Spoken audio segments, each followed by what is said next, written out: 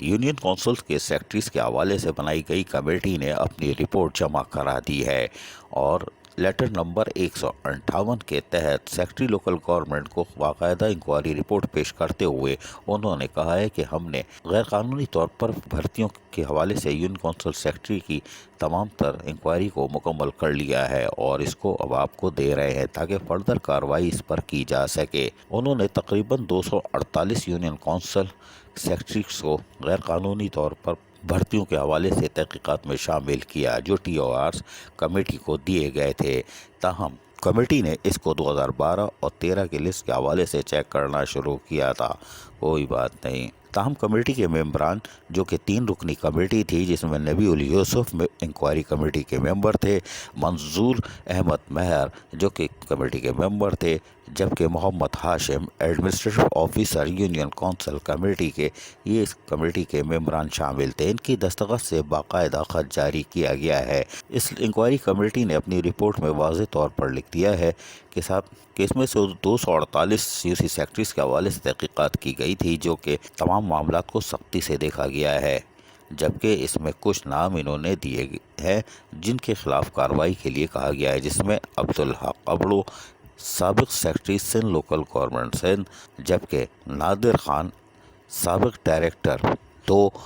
Sindh local government board, Muhammad Ali assistant Sindh local government board, Muhammad Usman junior clerk Sindh local government board, Muhammad Asim computer operator Sindh local government board, Syed Mudassir junior clerk Sindh local government board, جبکہ 248 secretary union council جو grade 7 سے تعلق رکھتے ہیں۔ ان کو inquiry committee نے قصوروار قرار دیا ہے۔ اس طرح انکوائری کمیٹی نے اپنی رپورٹ جمع کرا دی، لیکن ہم حیران ہیں کہ اس انکوائری کمیٹی کے تحت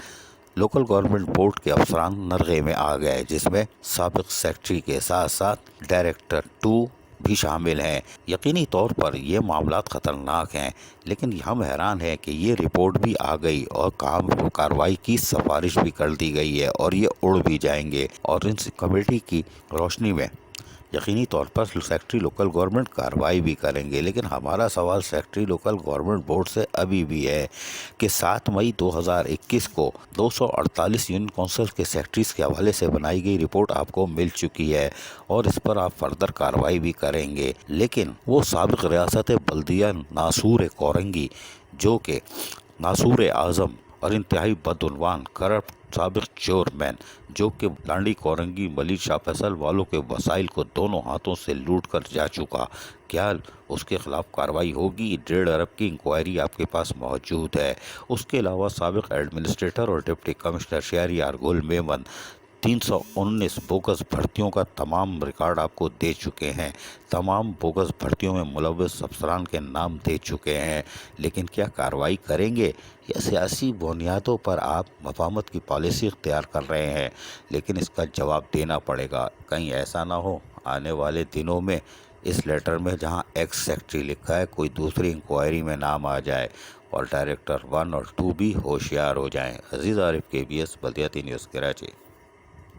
ایسی ہی خوبصورت ویڈیوز فیوچر میں حاصل کرنے کے لیے ریڈ بٹن پر کلک کر کے اور بیل آئیکن کو پریس کر کے ہم سب کے سبسکرائبر بننا مت بھولیے۔